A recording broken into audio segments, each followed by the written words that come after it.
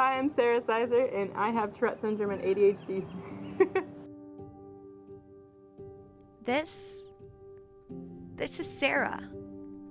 She's one of my really good friends, and she's going to be talking about something that we could all learn a little bit more about.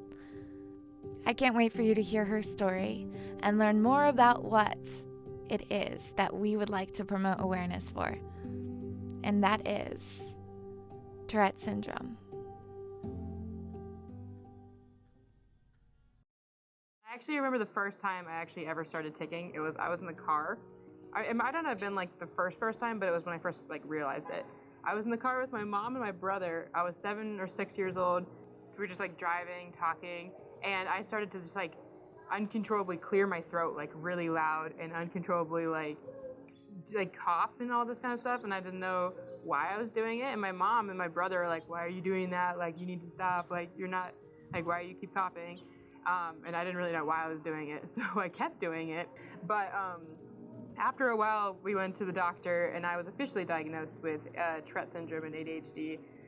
Didn't really know what it was at first, and not gonna lie, there's not many ways to get access to information to learn about Tourette's in the first place, which I feel like should definitely be changed. It's not being taught in schools, it's not really being shown really anywhere. And when people think of the word Tourette Syndrome, they think of, oh, this person who yells at words or has weird reactions, which is true, that is having Tourette Syndrome, but those are not super common tics. They are tics, and a lot of people do have those, but they're not the most common. Most people that have Tourette's have minor tics sometimes. Some people have really, I would say I'm more in the middle for the most part, especially when I was younger. When I was in 2nd grade, I went to special education, was in there throughout all of my elementary, middle school, high school career, and just had to do little things like reading tests and just having a teacher room, having extended time on projects, having a quiet place to take my test, because when you have ADHD, it's hard to focus combined with Tourette's. I started playing guitar when I was 14, 15.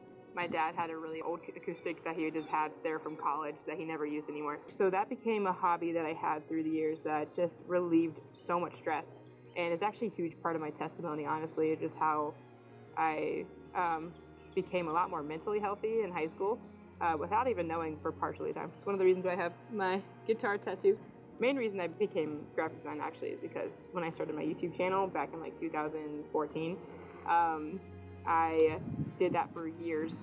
Later, just to find out that videography wasn't my thing, but in that process was how I found out I loved photography. So it was just a really cool experience in my life to start something that ended up not being something I wanted to go into, but helped me find everything else that I wanted to go into. It also allowed me to reach literally thousands of people online that also had Tourette Syndrome who wanted answers just as much as I wanted answers, but just hearing stories from people who would contact me and saying that I helped them was just made me feel so good. Good that I was actually doing something that was making a difference for other people, and just something that I would have wanted when I was younger, finding out that I had Tourette's. So it was cool to be able to help people with that as well. I don't know if I could say that I was ever extremely hurt by the bullying aspect of it.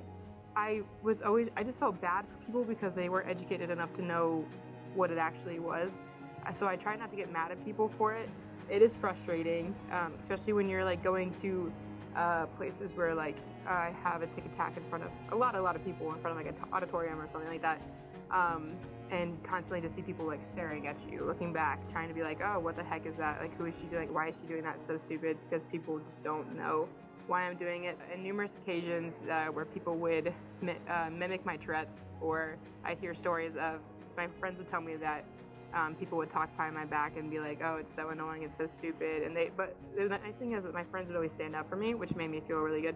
People still come up to me, people still say things that they just don't know. So I try not to get mad at people just because it's not entirely their fault. I want people to ask me questions about my Tourette's because I want people to know more about it. So when you do meet someone who has Tourette's, don't be afraid to ask questions. I guess it definitely depends on the person, but I feel most people wouldn't care to just tell you about experiences they've had and tell you about their Tourette's in general. So I feel that's also a good thing to do when you might meet someone with Tourette's.